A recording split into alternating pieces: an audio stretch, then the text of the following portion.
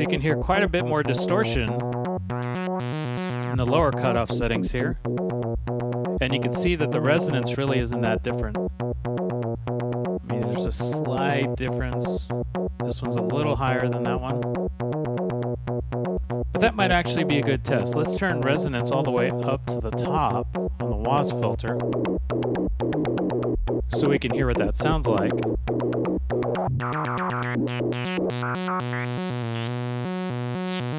Let's hear that squelchiness. So you can hear quite a bit of distortion. But kind of very pleasing too, I think.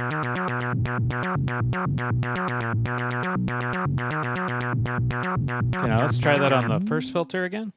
So we're taking, let's see, that's our CV input. Audio in. So I had resonance all the way at the top over here. So let me try that over here.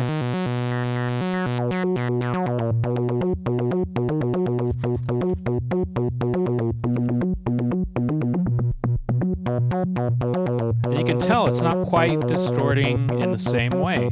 It is distorting in the lower end, but not quite as, I don't know, raunchy or kind of intense or gritty. You know, all these different adjectives that you might think of. Or you could come at describing it in a different way, you know, so sort of like saying that this one's a little smoother. I guess that would be a good way to describe it.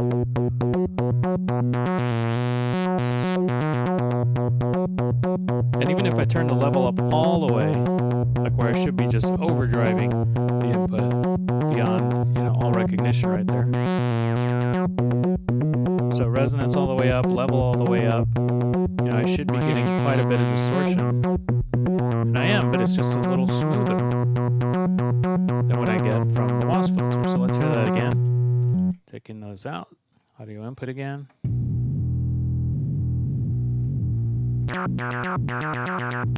So here's our setting at the Wasp filter again.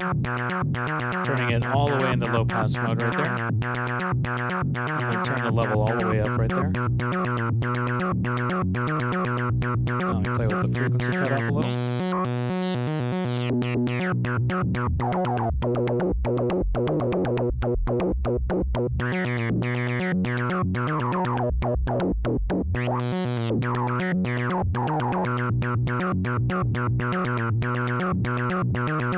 Okay. So there we go. That's the low pass. And let's do one more filter before we kind of go into the next segment. I'll fly over to high pass. Let's take this over to high pass 2.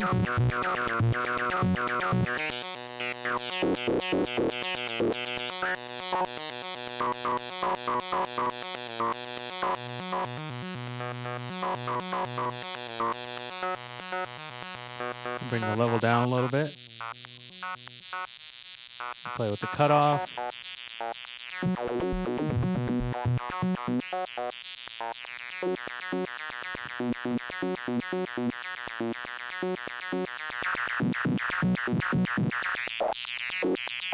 So you can hear quite a bit of breaking up and distortion in the high frequencies right there. So just to get a good idea of how it's distorting in the higher frequencies as well. Because we're going to reproduce this over on the SEM.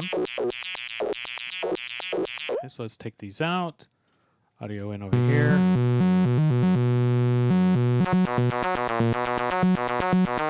Let's play with the cutoff a little. You can hear it's not quite breaking up in the same way. Again, just a little bit smoother than what we had on the previous one.